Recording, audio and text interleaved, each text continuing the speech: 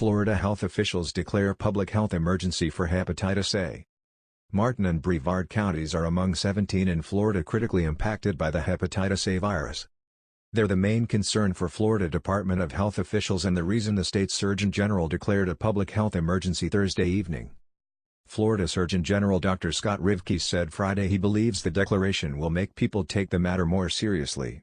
The number of people diagnosed with hepatitis A in Florida keeps increasing, he said. A critically impacted county has at least 10 cases per 100,000 people, said Emerson George, communications director for the State Department of Health. The 15 other counties are Citrus, Glades, Hernando, Hillsborough, Lake, Liberty, Manatee, Marion, Okeechobee, Orange, Pasco, Pinellas, Sumter, Taylor, and Volusia, according to the Florida Department of Health. There are 2,034 cases statewide this year.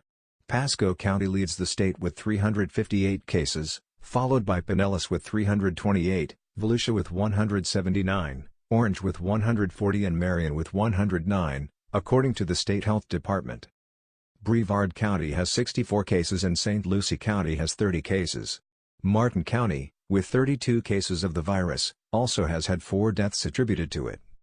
Friday, Indian River County joined them all in experiencing an outbreak of the virus, which is at least 5 cases, when health department officials in Vero Beach said a food service worker was diagnosed with the virus and is the county's 5th case.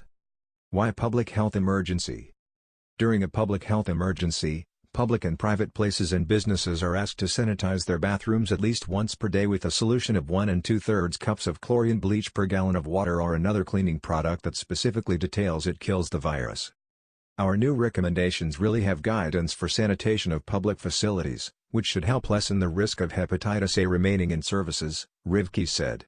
Also, we all need to remember hand washing is a key to prevention. State law dictates a public health emergency be declared by a state surgeon general if there's a threat, such as an infectious disease, that creates substantial injury or harm to the public, according to the law. This is one of those things that already was a topic of priority for the Department of Health in terms of controlling this virus, and seeing how the number of cases was continuing to rise, we thought a public health emergency was the next step to help get the message out to the public about how this virus is being spread, Rivke said. Along with Florida, Philadelphia, Pennsylvania also declared a public health emergency regarding hepatitis A Thursday. What can you do to prevent Hep A? Hepatitis A is a highly contagious disease that attacks the liver. The majority of the people who get the virus have flu-like symptoms, such as nausea and fevers, but recover within a week or 2.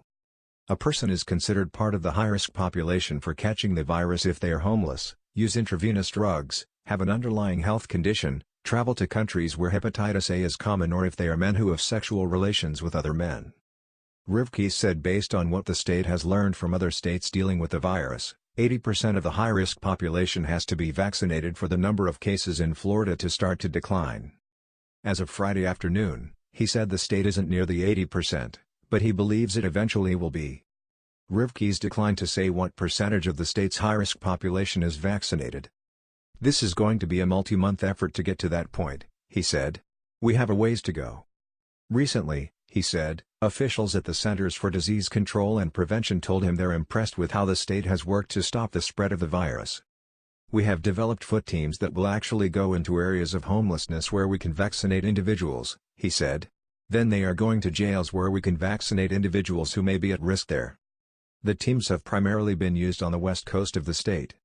The best ways to prevent the virus, Rivke said, is to wash your hands for 20 seconds in warm water after you use the restroom and before you eat, and get vaccinated.